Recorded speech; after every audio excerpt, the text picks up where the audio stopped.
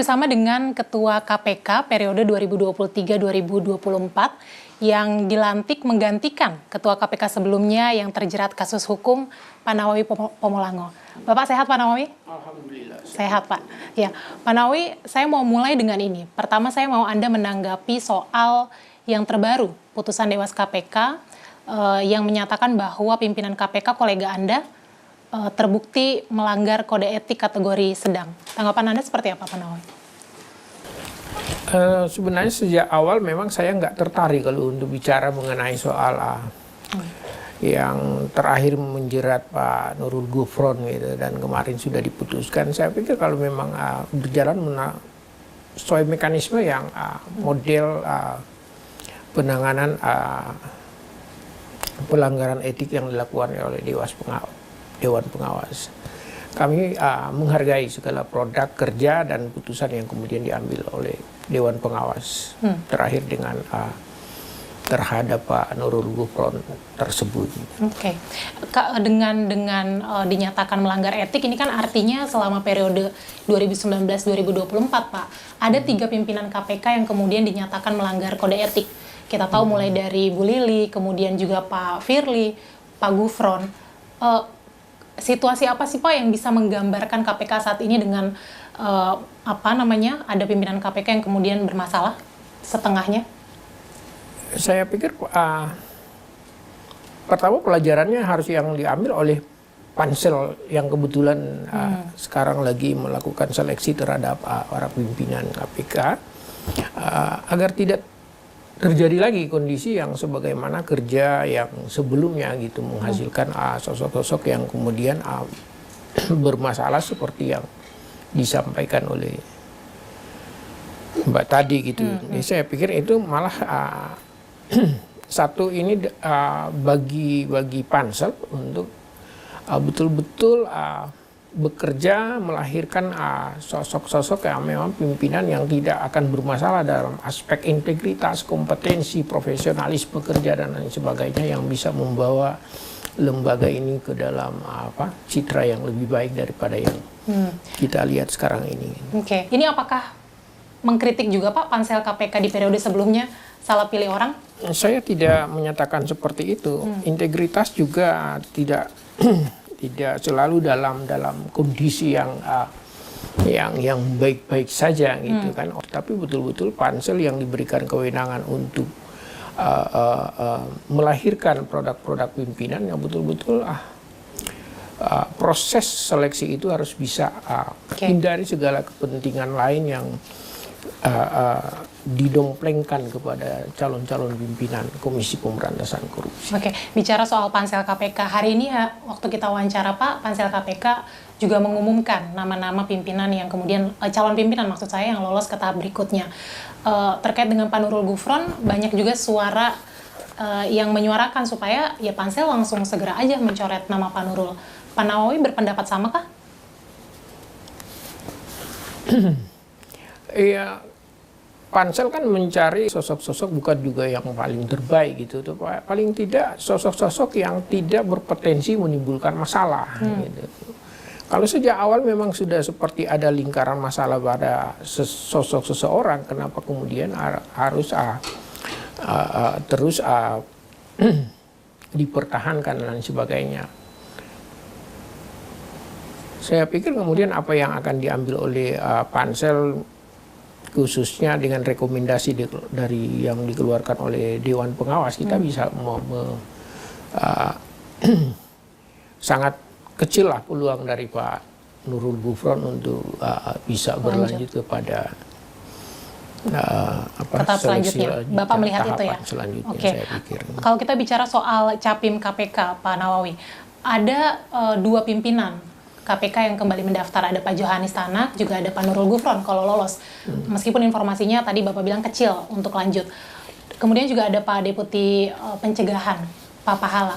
Bagaimana Pak Nawawi melihat ini? Apakah masih ada harapan tidak sih Pak KPK dari pimpinan-pimpinan KPK yang kembali mendaftar untuk periode berikutnya?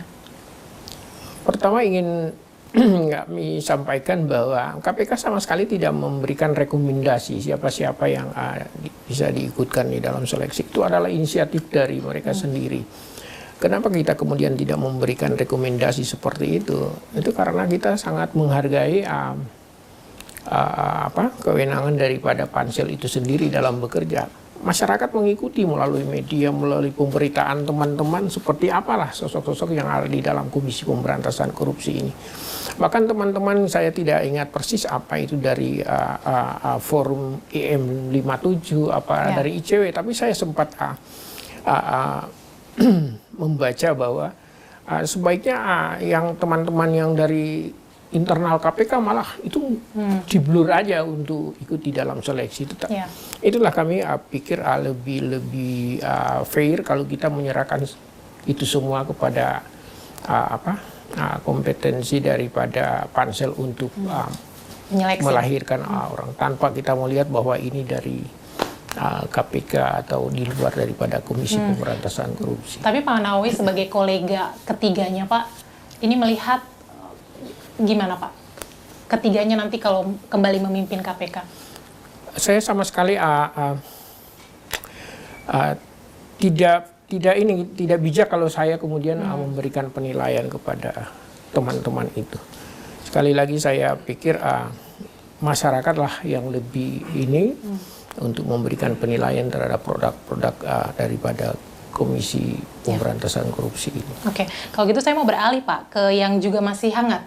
Soal kasus putra bungsu Presiden Joko Widodo Pak, yang ramai soal penggunaan jet pribadi yang diduga gratifikasi. KPK dikabarkan membatalkan pemanggilan klarifikasi Kaesang. Betulkah itu Pak Nawawi?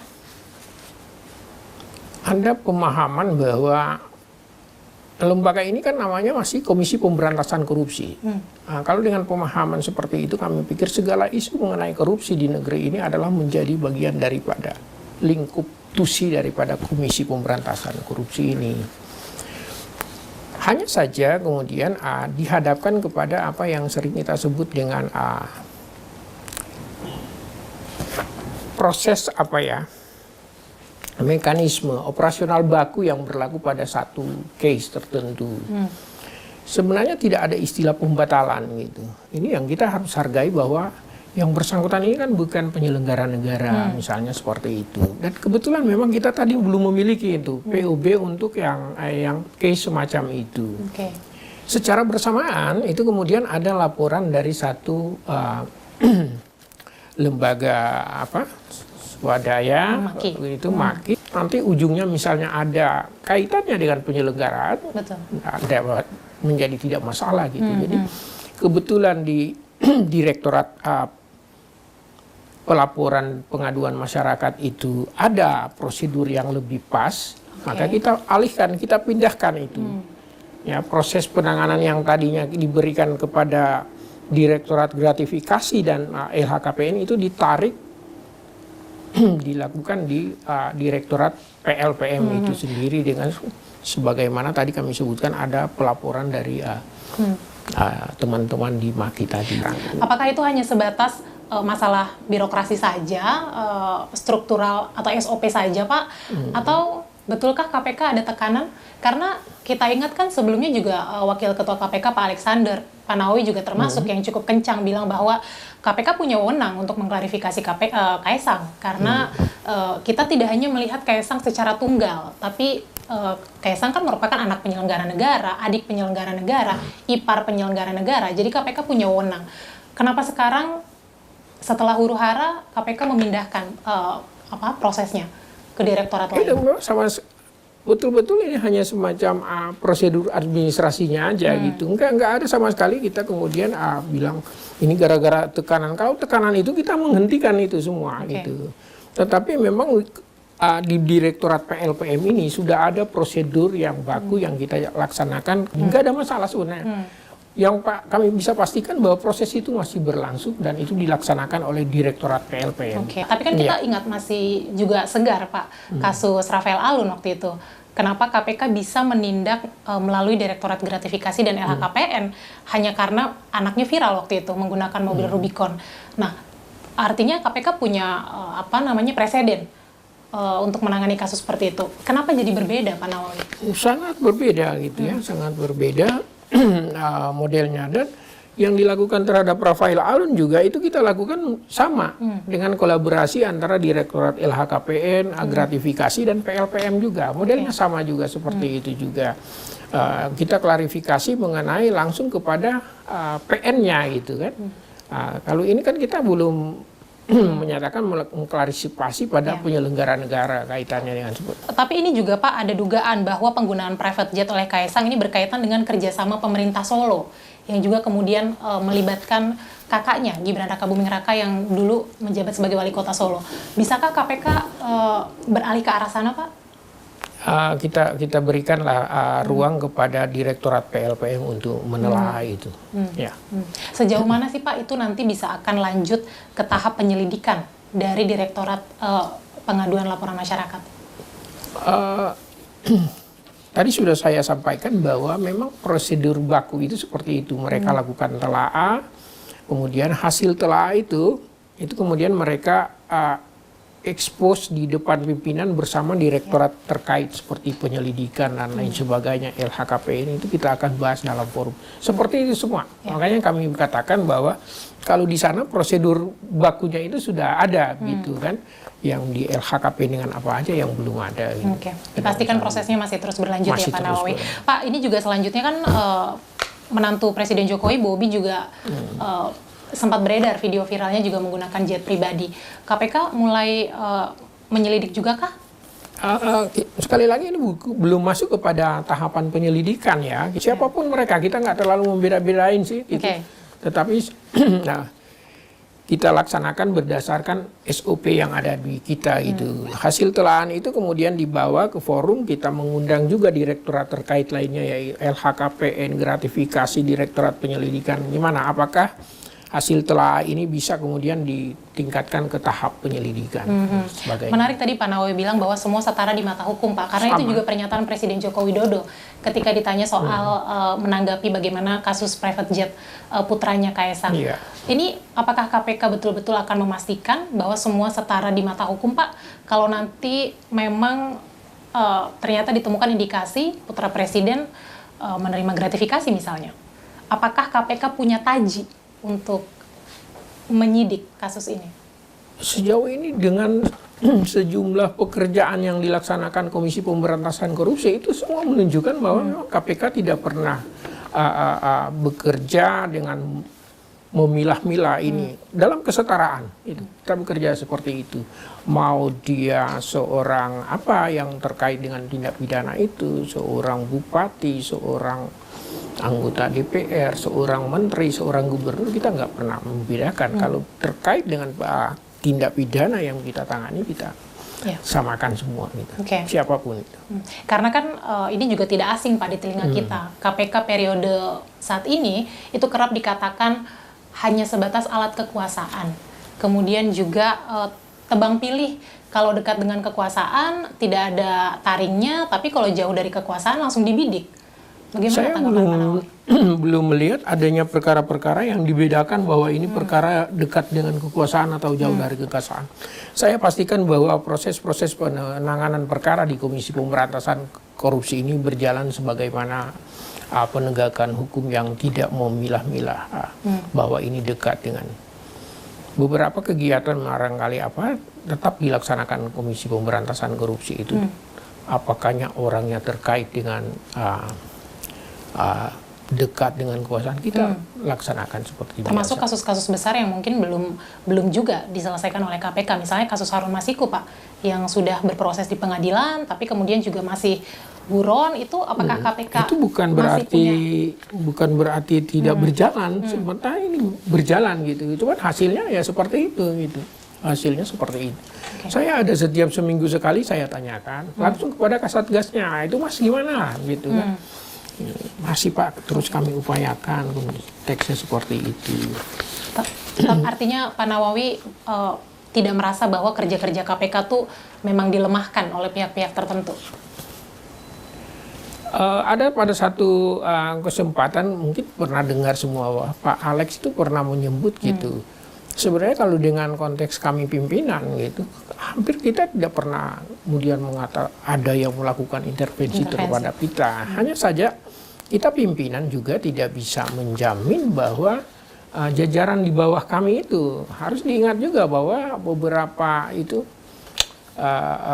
pejabat di bawah kedeputian, di bawah direktorat, itu adalah teman-teman yang juga berasal dari institusi lain gitu.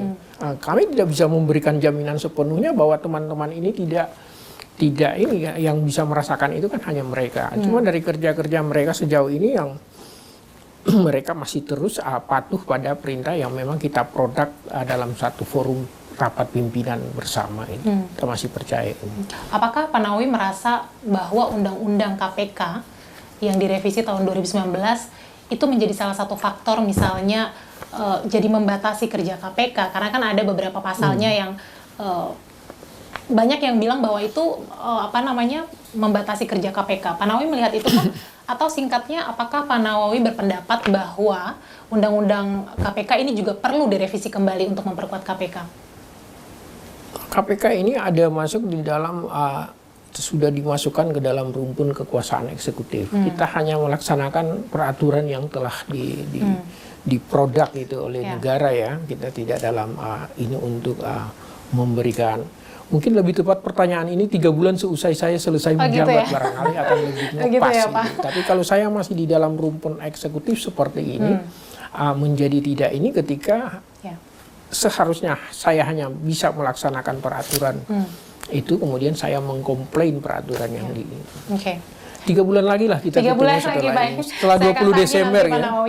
20 Desember barangkali selesai itu kita bisa ngobrolin mengenai soal. Karena menarik poin itu Pak, yang jadi poin pertama, independen, awalnya independen kemudian jadi di bawah lembaga eksekutif, itu yang dikatakan faktor utama pelemahan KPK. Kita sedikit berbeda mengenai itu.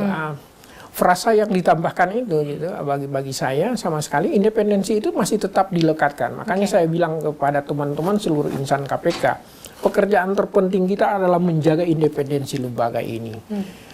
Versi Undang-Undang 30 2002 dia hanya menyebutkan lembaga ini adalah lembaga negara yang dalam menjalankan tugas bersifat independen, bebas dari pengaruh kekuasaan manapun. Kemudian dengan Undang-Undang 19 2019 ditambahkanlah frase yang berada dalam rumpun kekuasaan eksekutif itu, tetapi pernyataan independensi dan bebas dari pengaruh kekuasaan lembaga manapun itu masih tetap ada di dalam rumusan pada itu. Maka pekerjaan daripada setiap insan KPK itu adalah menjaga independensi lembaga ini, siapapun itu insan KPK wajib menjaga itu. Apakah dia memang terlahir di lembaga ini ataukah teman-teman yang diperbantukan sebagai PNJ, dia harus bisa menjaga independensi lembaga ini. Persoalan yang dihadapi oleh Komisi Pemberantasan ini bukan hanya persoalan pimpinan yang 5 itu, bukan itu aja. Ada sejumlah persoalan lain yang tadi kami sebutkan. Insan KPK harus bersama-sama punya tekad untuk menjaga independensi lembaga ini. Apa artinya itu sekedar 5 orang pimpinan itu dengan semangat daripada keseluruhan kita untuk menjaga independensi. Pemerintahan sebentar lagi akan transisi, akan berpindah ke pemerintahan yang baru. Pak Nawawi melihat seberapa krusial sih Pak peran presiden atau pemimpin negara terhadap upaya pemberantasan korupsi? Dulu orang sering menyebut bahwa pimpinan negara itu harus ikut mendorong pemberantasan korupsi. Saya lebih suka bahwa dia yang harus menjadi panglima bagi pemberantasan korupsi. Seperti itu barangkali. Konkretnya apa yang bisa dilakukan presiden sebagai panglima pemberantasan korupsi? Saya tidak pernah mengatakan bahwa kepemimpinan yang sekarang itu tidak juga di dalam ini, tetapi barangkali lebih bisa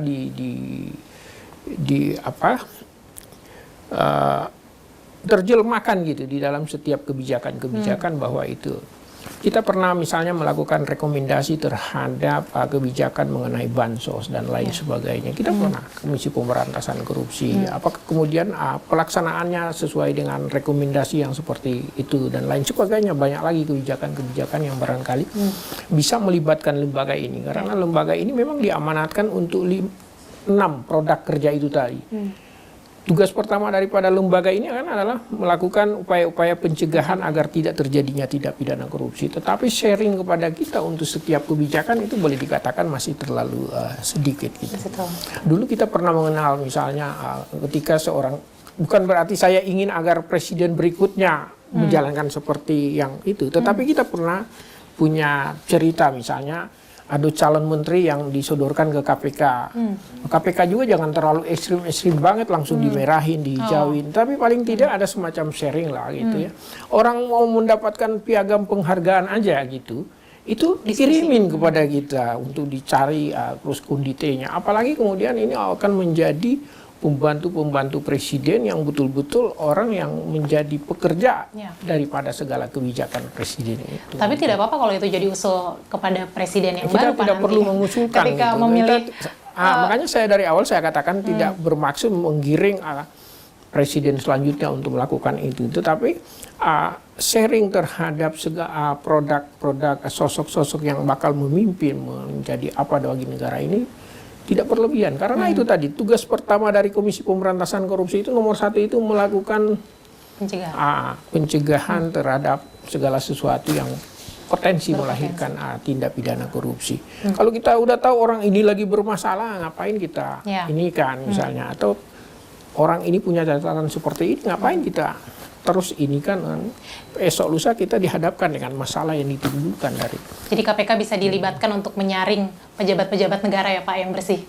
Sekedar itulah katakan tadi untuk mendapatkan penghargaan aja apa Satya apa dan lain sebagainya, itu biasanya datang kepada KPK. Itu. Yang seperti itu aja minta gitu, apalagi yang untuk sekelas nanti orang-orang yang akan memimpin negara, mengelola anggaran dan lain sebagainya. Tapi Pak, saya mau balik lagi. Prabowo bilang ada 2 hal penting untuk pemberantasan korupsi. Yang pertama pendekatan sistemik dan juga kehendak politik. Pak Nawawi menerjemahkannya seperti apa sih Pak? 2 maksud Prabowo Subianto ini Pak? Yang saya malah menempatkan yang tadi kehendak politik itu yang ada di atasnya. Kemudian bagaimana kemudian membangun yang tadi disebutkan sistemnya itu. Saya pikir seperti itu. Malah jangan dibolak-balik. Terpenting adalah political will daripada pemerintah untuk menetapkan arah kita mau pada kemana gitu. Kita juga ada Pak rancangan undang-undang perampasan aset yang juga belum selesai di DPR sampai sekarang. Bapak melihat seberapa urgent sih Pak itu dibahas di DPR dan kemudian juga disahkan menjadi undang-undang? Saya nggak cuman cukup bicara tentang rancangan undang-undang perampasan aset. Sebenarnya kalau kita melihat UNCIC 2003 itu yang kita ratifikasi dengan Undang-Undang Nomor 7 2006 gitu. Setiap negara peserta UNCIC itu sebenarnya wajib untuk memproduk segala peraturan yang direkomendasikan dalam UNCIC itu. Senyatanya bahwa Undang-Undang 3199 kita itu tentang pemberantasan korupsi yang terakhir dirubah dengan Undang-Undang Nomor 20 2001 itu masih belum memasukkan sejumlah instrumen aturan yang sebenarnya harusnya ada menurut UNCIC.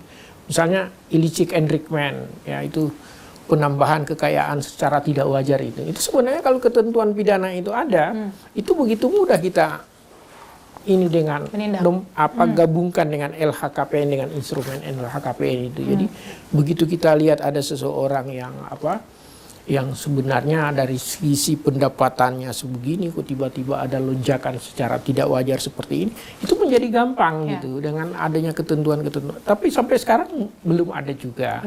Ada juga yang disebut dengan trading influence, perdagangan pengaruh gitu. Ya, seperti yang kemarin misalnya ada seorang orang tuanya seorang apa gitu kan. Nah, pengaruh orang tuanya itu bisa nggak kemudian termanfaatkan oleh anak-anaknya itu. Itu yang trading influence itu belum ada di dalam undang-undang pemberantasan korupsi kita. Penyuapan di sektor swasta itu belum pernah ada gitu.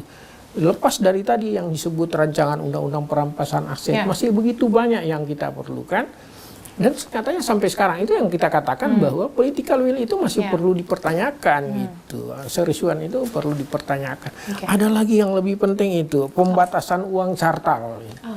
Itu kan sangat penting gitu. Tapi sampai sekarang sudah sekian lama gitu. Dan itu bukan hanya ininya KPK hanya bisa teriak-teriak gitu. Itu yang tadi dikemas dalam bahasa ada enggak keinginan para pemimpin negara. Jangan-jangan malah mereka lebih khawatir kalau lahir undang-undang pembatasan uang cartal ya. Takut aja barangkali uang yang lagi di dalam koper-koper nggak bisa digunain gitu secara ini gitu kan. Gitu.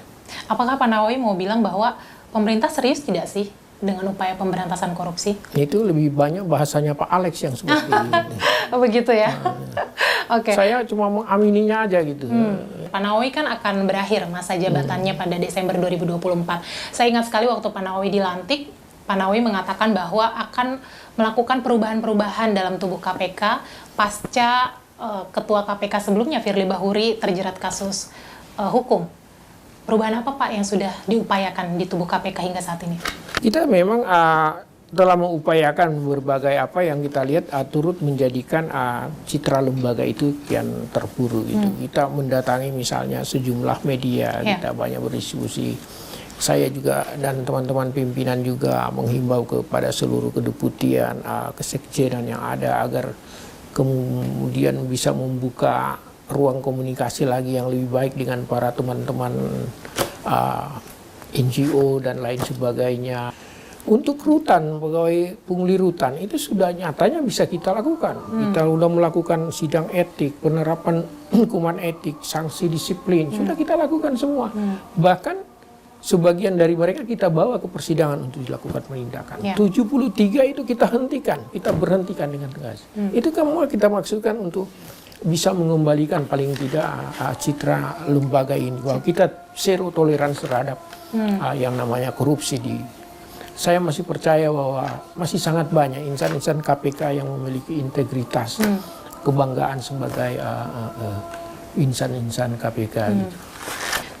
Pak Nawawi, evaluasi apa sih yang perlu diterapkan oleh kepemimpinan selanjutnya nanti di KPK? Karena kita kalau bicara KPK, Pak, publik nggak bisa dipungkiri bahwa kepercayaan publik terhadap lembaga KPK tuh sangat rendah sekali dibanding dengan lembaga hukum lainnya. Karena kalau kita lihat, itu bukan tanpa alasan.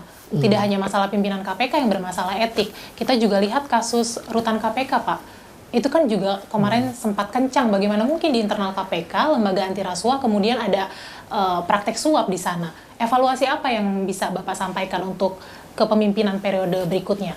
Jawaban daripada lembaga ini mengenai apa yang bisa kerja-kerja yang betul-betul kerja-kerja yang besar, kerja-kerja yang